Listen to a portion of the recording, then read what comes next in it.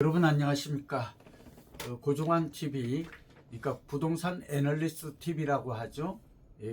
부동산 애널리스트 TV를 진행하고 있는 고종환 한국자산관리연구원장입니다.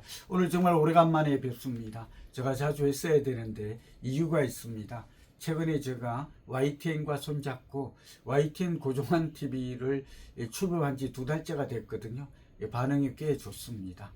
구독자와 좋아요도 많고, 그러다 보니까 매일 한 번씩 해야 할 정도로 녹화를 자주 하다 보니까 아무래도 우리 부애 TV는 제가 자주 못하게 됐음을 송구스럽게 생각합니다. 그러나 제가 또 시간이 될 때마다 일주일에 한 번 정도는 하려고 하니까 우리 부애 TV를 사랑하시는 우리 그 부동산 애널리스트 회원도 그렇고 또 유로 상담 고객들, 요즘 유로 상담 고객이 많이 오거든요.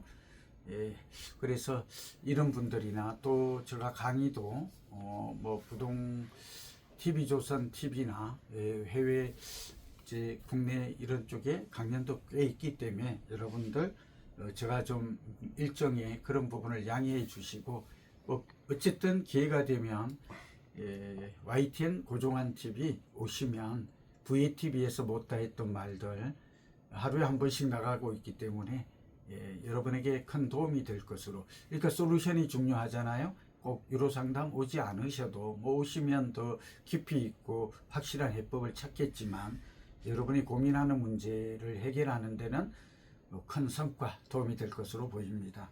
오늘은 추석을 앞두고 추석 이후 시장 어떻게 되나, 오늘 보니까 매경 이코노미도 그렇고 제가 조선일보 매경 다 설문조사를 했던 기억이 있습니다.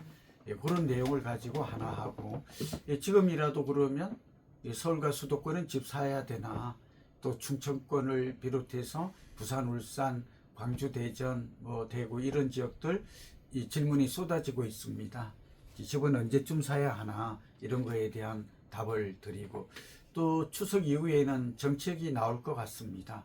현재로 봐서는 상당히 좀 센 대책이 나올 걸로 그렇게 보입니다. 그러니까 정부 여당의 움직임도 많이 빨라지고 있고, 그렇지 않으면 자칫 잘못하면 문재인 정부 때처럼 23번, 26번 이렇게 얘기를 하는데, 이제 자칫 잘못하면 2달에 한 번씩 대책을 내놓을 수밖에 없기 때문에 아마 이재명 정부는 김용덕 국토부 장관도 그렇고 여러 가지 발언으로 밀어보면 좀 센 대책이 나올 것 같습니다. 어떤 대책이 나올지, 그렇게 되면 또 시장은 어떻게 될지, 이런 것들을 오늘 종합해서 간결하게 깔끔하게 정리하도록 하겠습니다.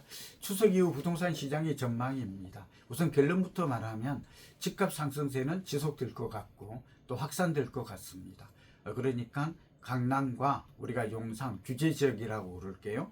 이 인근 지역에 있는 마포, 성동, 광진, 요즘 강동, 여기에 이제 동작 일부 지역까지 포함이 되죠. 여기 또 경기도 같은 경우에는 과천과 분당, 판교가 해당이 됩니다. 이런 지역의 집값 상승세가 좀 이어질 것으로 보입니다. 그러니까 이제 서울뿐만 아니라 올 가을에는 거래량이 증가하는 걸로 보아서 경기도와 인천, 수도권으로 확산할 것은 분명합니다. 다만 얼마만큼 오를 것인가 하는 것은 좀 기추가 주목이 되죠. 저는 서울처럼 그렇게 탄력성이 크지는 않지만 가격이 오를 것으로 보입니다. 그렇게 보는 근거가 한 서너 가지 있는데, 짧게 하면 첫 번째는 공급 부족입니다. 그러니까 전세가 오르면 공급 부족으로 집값이 오를 수밖에 없다.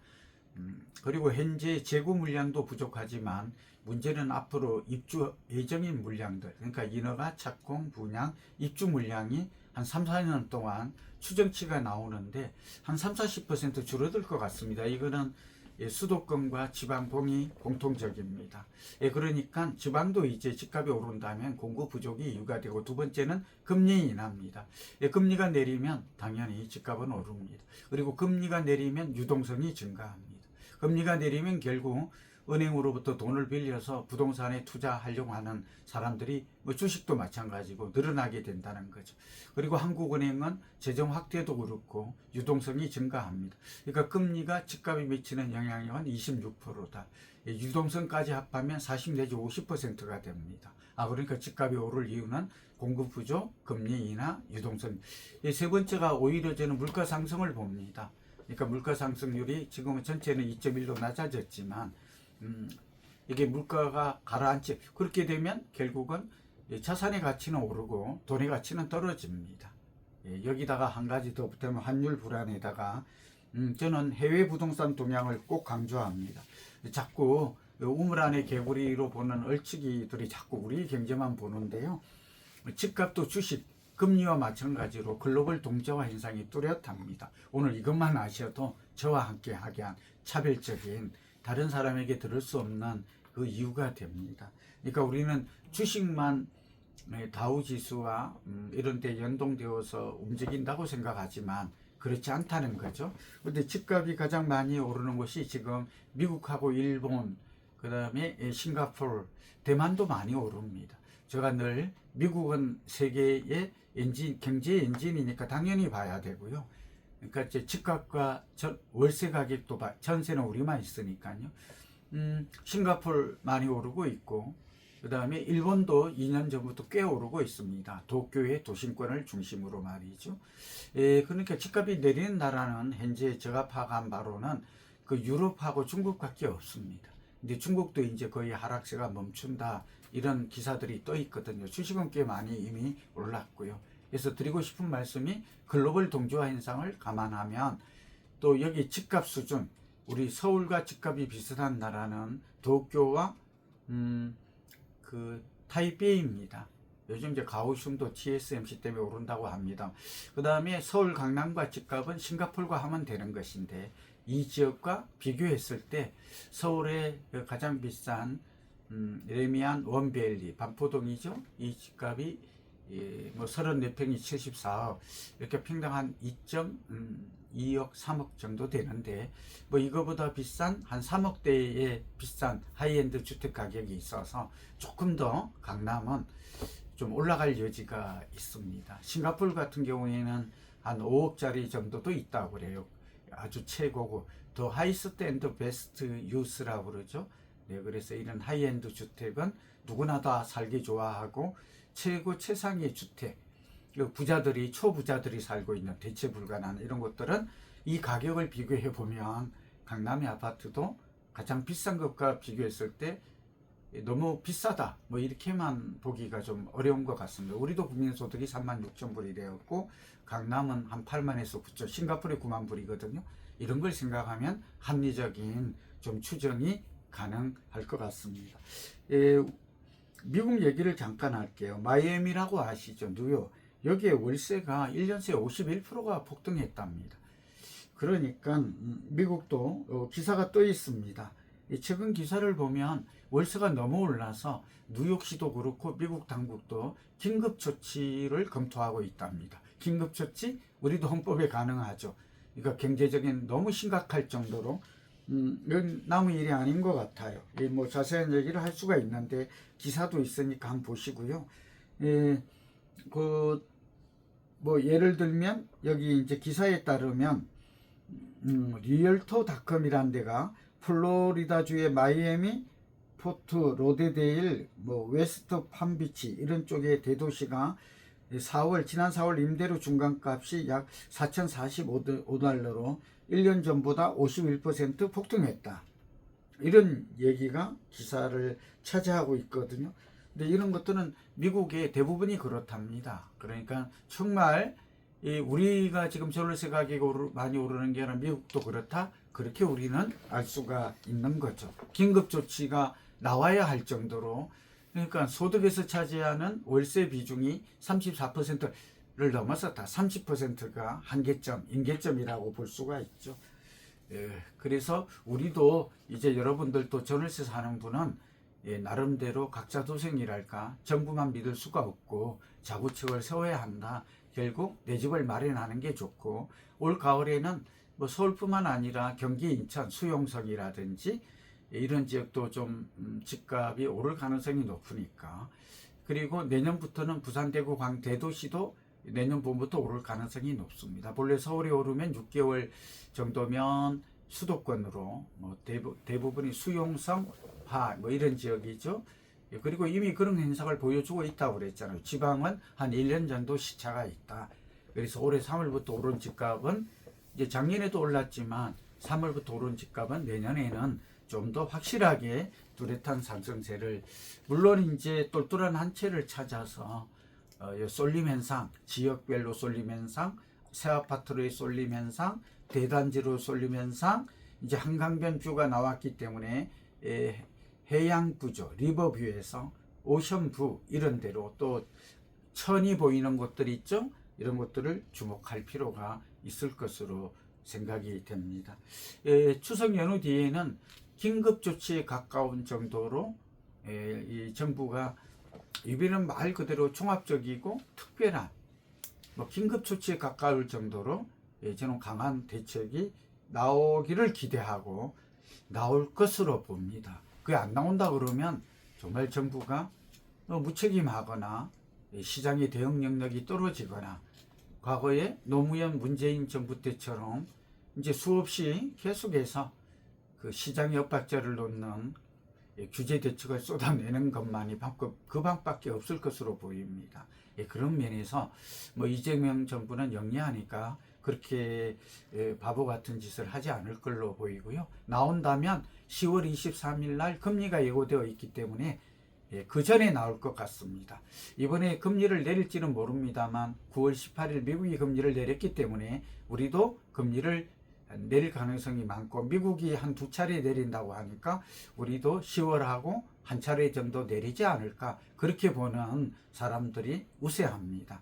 2.5에서 2.25로 금리가 좀 내리게 될, 그러면 한국은행 총재가 이분도 굉장히 현명하잖아요. 그래서 금리 내리기 전에 새로운 규제 대책 내놓으라고 압박을 했습니다. 그랬을 때 금리의 인하의 금리를 0.25 내리면 집값은 1.4% 오른다고 하는 실증 분석 결과도 발표하면서 규제가 나온다면 0.25 내렸을 때 집값은 1% 오른다, 뭐 이런 비교 분석도 해놓았더라고요. 흥미롭죠? 뭐 이런 건 좀 잘한 걸로 보입니다. 어쨌든 금리가 1% 정도 내리면 집값은 한 10% 오른다, 이런 또 보고서도 한국은행이 내놓은 적이 있어서 이래저래 금리 내리고 유동성 증가하면 돈들이 이 부동산 자산시장, 최고 안전시장으로 온다는 것은 너무나 당연한 것 같습니다. 주식으로 일부 가지만 주식 자금이 돈을 벌면 결국은 주택시장이 종착역이다 하는 것도 다 알고 계시죠. 그래서 여기 오세훈 시장이 때마침 공급 확대 정책을 내놓았습니다.